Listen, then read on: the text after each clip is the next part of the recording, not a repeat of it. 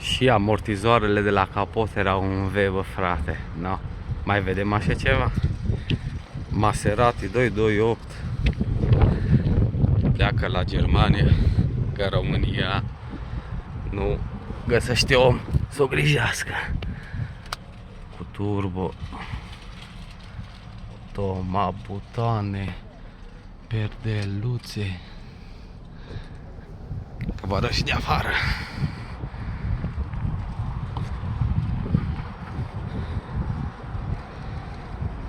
Două evacuări.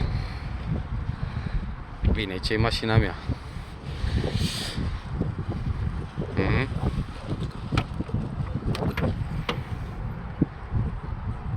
Grijită, restaurată, o grămadă de bani face. Alcantara pe plafon.